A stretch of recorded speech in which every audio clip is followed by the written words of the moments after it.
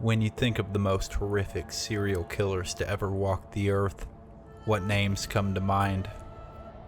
For me, I think of Ted Bundy, Jeffrey Dahmer, John Wayne Gacy, Jack the Ripper, Ed Gein, Ed Kemper, BTK, and Richard Ramirez.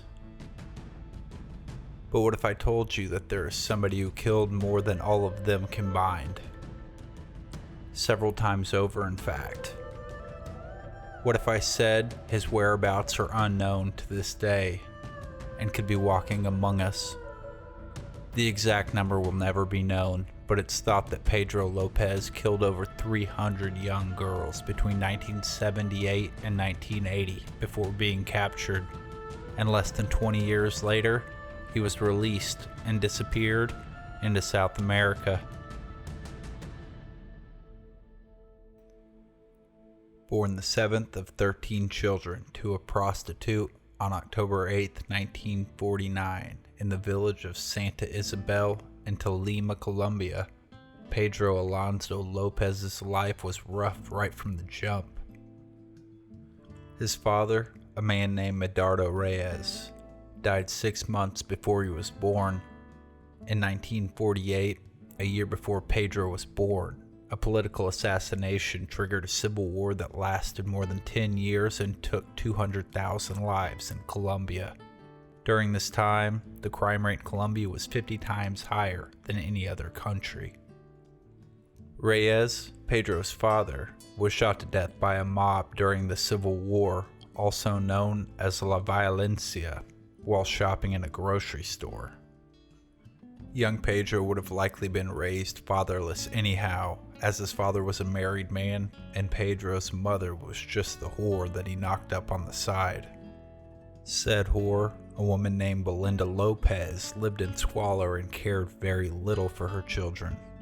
She was said to be violent and cruel to them, but it was better that the kids lived under her roof than on the streets where unspeakable war crimes and human rights violations were commonplace. The whole family lived in a single-room shack that had 2 beds. All the children were made to sleep on one of them that had a curtain pulled in front of it, while Belinda had her Johns come in and drop loads on the other mattress. Pedro remembered his mother letting some of the men physically abuse her during their transactions as well. Being constantly surrounded by such violent sexual acts, it's no wonder that in 1958, 8-year-old Pedro's mother caught him fondling the chest of one of his sisters. Instead of explaining to her son why that was wrong or adjusting the stimuli that she surrounded her children with, his mother took Pedro to the edge of town and left him there to fend for himself as an 8-year-old child. Still, he was smart enough to find his way back home, but when his mother saw that young Pedro had returned, she got on a bus with him and rode 200 miles away, leaving him in a strange town that he was unfamiliar with. Pedro Lopez was far too young to take care of himself, so in this time he was in need of a provider or caregiver, and he was easily lured in by a local pedophile with the promise of food and a place to stay. He was led into an abandoned house, and his bum was used like a Kevin Spacey fleshlight. After the encounter, he was horrified of strangers and immediately developed trust issues. According to Pedro, it was then at the ripe young age of 8 years old that he decided to do the same to as many young girls as possible, but he wouldn't start acting on this until much later in life. He began sleeping in alleyways and abandoned buildings, and usually only ventured out at night to collect scraps of discarded food from dumpsters and trash cans. He soon discovered that he was not the only kid living like this, and he began running about with the roving gangs of street kids that were around for protection. The kids worked together to get by, stealing what they could, and passed the time smoking bazuco, a drug derived from cocaine. But it wasn't all good times. There were rival street gangs of kids who they would have to fight for turf or food. After 4 years on the streets, Pedro, now 12 years old, made his way to Bogota, and after a few days of scavenging and begging, he was approached by an elderly American couple. Disturbed by the child's skeletal figure, they offered him a warm meal and then a home where they would take care of him. Pedro nearly turned down the offer since it had ended horribly in the past, but now more hungry than ever, he accepted. Initially, this was a godsend for the boy, and the couple even enrolled him in a school for orphans. But in 1963, his good fortune ran out again. While at school, he was molested by a teacher. Reliving his worst fear caused an anger and resentment to bloom within him. 12-year-old Pedro Lopez ran away from home and went back to living on the streets of Colombia. The economy there had been shattered by the civil war that took his father's life, but things were beginning to get back to normal. There were jobs available all over Colombia, but Pedro had never had a chance to learn any desired skills, so he survived on the streets by begging for food or change. The one skill he did have was theft, and he put that to work as a criminal to boost cars and sell them to chop shops to get by. In 1969, 21-year-old Pedro Lopez was caught boosting cars and sentenced to 7 years in prison. Just 2 days into his sentence, he was attacked and brutally anally raped by 3 other inmates. Pedro had been abused several times in his young life, but he was now a man, and he wasn't going to be used. He also understood that he had to make a statement by retaliating to get the respect of the other inmates and keep the next 7 years from being a daily rerun of his ass pounding. In his spare time, Pedro made a shiv and then hunted down the men and killed them one by one. He made a point to pay special attention to the man who led the attack, who he strangled the life from with his bare hands. This earned him the respect of his fellow inmates, and only 2 years were added to his sentence, as it was seen by officials as self-defense. He was released in 1978. Now, with blood on his hands and the knowledge that he could kill, he set off to do just that. He had a certain type of victim in mind, however. Because he had his own innocence repeatedly taken by adults in his childhood, he now wanted to turn the tables and be the taker of innocence. His mind had been warped by sexual abuse and exposure to violence in his young life, and his mind was now attracted to exclusively very young girls. Knowing nothing but being homeless, he began to travel through Peru as a drifter, making his first young victims the daughters of various Indian tribes that were scattered throughout the region. He would find one that caught his eye and follow from a distance until he thought he could approach unnoticed. Once he had the child's attention, he would lure them away with offers of gifts if they would just walk away with him. He would pretend to be caring and take them by the hand, leading them to the edge of town where there was usually a pre-dug grave ready. The way he would take the innocence from these young girls was particularly evil. He got off to watching the life drain from their eyes as he simultaneously raped and strangled them, so he tried to abduct them in the daylight. When this wasn't possible, he would keep them with him until sunrise to do the deed. After they were gone, he often still felt empty, like he wanted more, so he would pretend they were still alive and do it all over again. Once he was done with them, he would put them in the shallow pit, often propping up their tiny dead bodies and talking to them as if they were alive and friends. He would later say he even felt the need to go get them more friends to keep them company there in the hole. Once he had 3 or 4 of them propped up, he felt like they were having a little party, and he would talk and laugh with the decaying corpses until he became bored of them and moved on to a new location. He would abduct, rape, and kill an average of 3 girls a week and terrorize countless tribe communities who hadn't the resources or modern communications to link crimes together. And before anyone had any real idea of what was going on, he was drifting on once again. He kept up this seemingly impossible pace, consequence-free, until he had killed nearly 100 girls, but his erratic tactics left him vulnerable to being caught, and his luck couldn't last forever.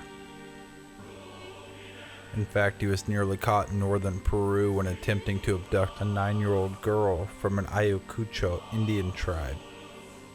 After several young girls had gone missing in a short time, the strange man seen walking off with another one of their vulnerable daughters was a clear suspect.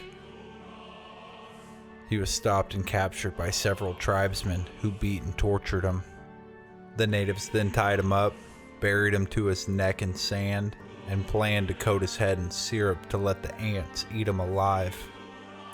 But just then Pedro's guardian angel arrived in the form of an American missionary lady. She drove up on the scene in her Jeep, and when she saw what was happening, she begged the mob to spare the man. She promised them that she would turn him over to the police if they just allowed her to take him. The tribe begrudgingly agreed to the terms and threw Pedro in the back of the Jeep, still tied up, and the car rolled away from his certain death.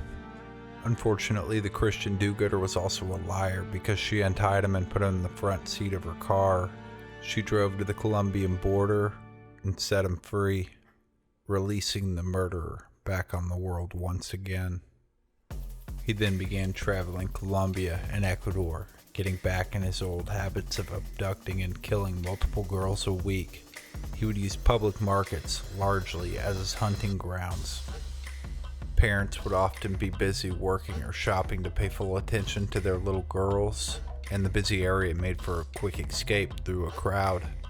Pedro spent the latter part of 1978 into early 1980 picking girls up from these public areas, killing a few of them, and traveling along to a new location to dig a new pit and repeat the sick routine. Hundreds of young girls would disappear at Pedro's hands throughout Colombia and Ecuador in this exact way, taking them to his pre-dug grave, raping them in the sunlight while choking the life from them, and then propping them up in the grave with other victims to fantasize about the conversations that they would all have as friends. With the sheer number of girls going missing, even with the distance between communities, theories began to crop up in the affected areas. Whispers of child slavery and prostitution rings ran by some kind of a gang were spreading wildly. There's no doubt that Pedro Lopez was lucky with his endeavors, but in April of 1980, he would be tripped up once again when a flash flood struck Ambato, Ecuador, unearthing missing children that had been abducted from the community. The bodies of 4 young victims washed up on a local riverbank, and 3 of them were strangled so severely that their eyes had popped out of their sockets. Word of the horrific crime spread quickly, but it wouldn't stop Pedro, because just days later in the same community, he attempted to abduct 10-year-old Maria Poveda from a local marketplace. He was caught in the act by the girl's mother, a local vendor, as he was grabbing at the girl and pulling her away. The frantic woman screamed wildly and got the attention of many others, and he was chased outside the marketplace by her and several citizens, who stopped him from fleeing. The group nearly strung him up by the neck right there on the spot, but Lopez was rescued by police officers who took him into custody. He rambled on and on about having a clean heart and being a good person as he was dragged away by the cops. They weren't sure if they had a madman or a girl-snatching gangster in their possession. But while he was detained, Lopez told police that he was not Ecuadorian at all, but in fact a Colombian drifter. The lieutenant beat Lopez and accused him of being a part of a gang abducting girls, the strongest theory in the community as to what was happening to the missing children. Still, Lopez remained silent despite having his life threatened if he did not confess. The harsh tactics being used by investigators were getting them nowhere, but then Captain Pastor Cordova walked in and took control of the interrogation. Instead of confronting Pedro Lopez with threats and violence, he offered him food and cigarettes. He asked him about his health and feelings before ever talking about his potential involvement in a trafficking or abduction gang. When the conversation finally got around to that, Lopez said he knew nothing about it. After establishing some trust and a rapport, Captain Cordova told Lopez that he was under great pressure by the community and the families to find answers to the growing issue of missing young girls. And that's when Lopez began to let the truth out. He told the captain about a cabin just outside of town where he could find a victim. And true to his word, when the location was searched, the body of a young nude girl was found lying on an old mattress. It was the body of Ivanova Yakome, a young missing girl from Ambato. When the captain asked Lopez just how many girls he had done this to, Lopez looked up and said 200 in Ecuador, some 100 in Peru, and many more in Colombia. The president was informed and measures were taken to escort Lopez to all the places that he had said he'd left bodies so that the Ecuadorian victims could be recovered. In a short time, he led police to 30 shallow graves with 53 bodies of girls between the ages of 7 and 13. Many of them, though, had been emptied by flash floods or scavenging animals. He must have been under the impression that his cooperation was going to lead to freedom, because after being made aware that he was going to be charged with murder, he promptly shut the fuck up and quit helping police and began claiming that he was innocent. Pedro Lopez was charged with the murders of 3 girls and found guilty in 1981 after a short trial, and only got 16 years.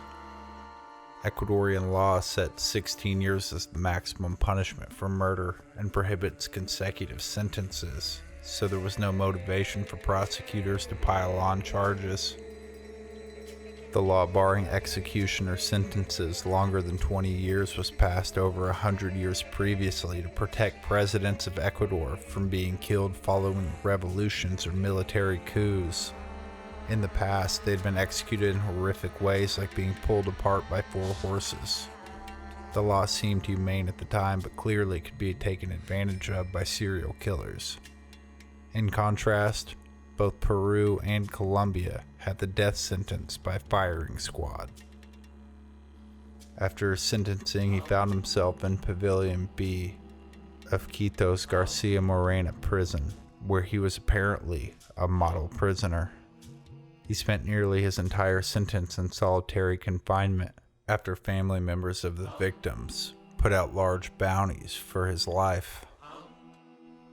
While serving his time, he was entirely unremorseful.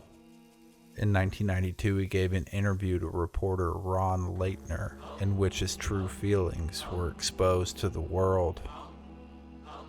Pedro Lopez, who had now gained the nickname of Monster of the Andes by the press, said that there is a wonderful moment, a divine moment, when I have my hands around a young girl's throat. I look into her eyes and see a certain light, a spark, suddenly go out. Only those who kill know what I mean. The moment of death is enthralling and exciting. Someday, when I'm released, I will feel that moment again. I will be happy to kill again. It is my mission. I will soon be a free man. They are releasing me on good behavior in 1998 or 1999. I am the man of the century. No one will ever forget me.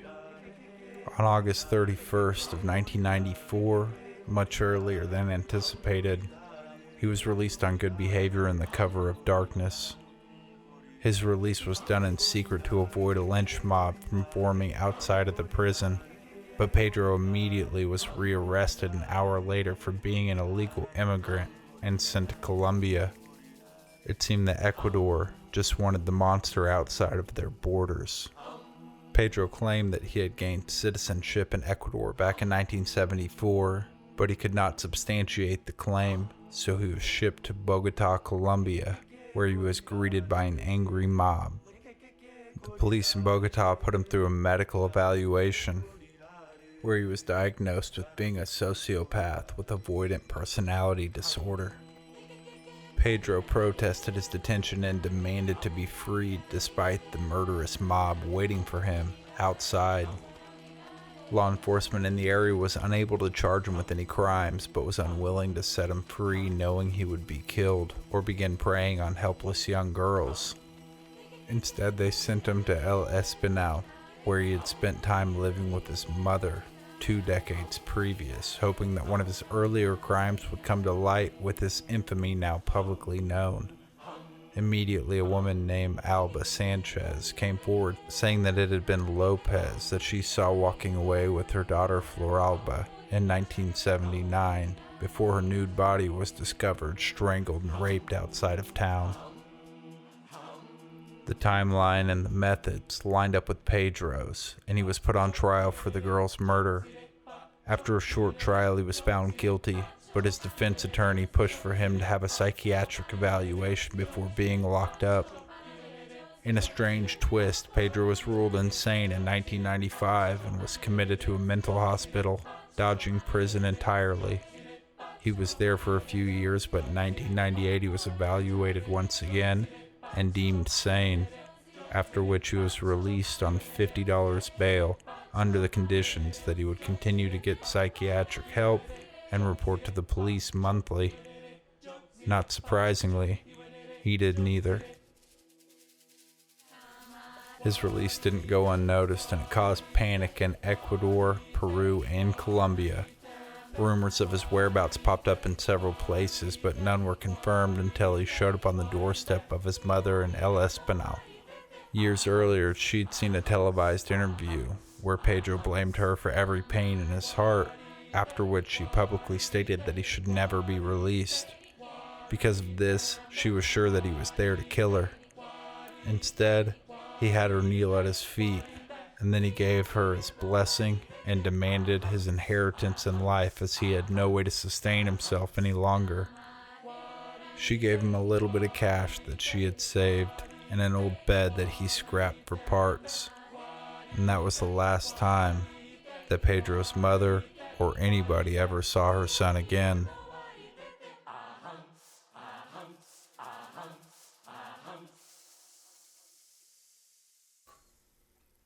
In 2002, it seemed as though maybe Pedro struck again there in El Espinal after the body of another young local girl was found. Colombian police launched an Interpol arrest order against Pedro, but he has never been located to this day. Rumors of his whereabouts persist, with some believing that he's in Tolima Department, Colombia, others saying he is homeless in Bogota. There are even rumors that he was murdered by relatives of victims that had put a bounty out on his head. In more recent years, a video surfaced on YouTube showing a man that looks similar to Pedro Lopez living in Serbia.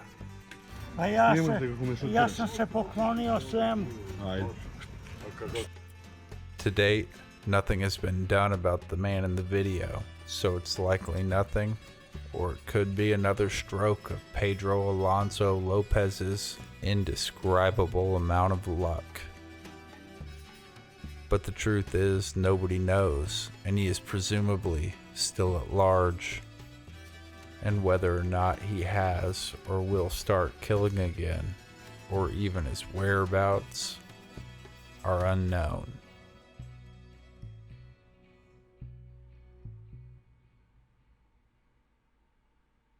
And that's gonna do it for Pedro Lopez, potentially one of the most prolific serial killers of all time, whose name slips under the radar. Let me know in the comments if you've heard of Pedro Lopez, or anybody else who's put up the numbers that he has. Don't forget to subscribe if you like the content. And before we get out of here, I'm going to give some love to my Patreon members: Buckethead, Tang, Enzentor, Murray Dubs, Paul B, and Jacob Cruz. Thank you for supporting the cause, and if anybody else would like to support the Patreon, come on and join us. And with that, Manic out.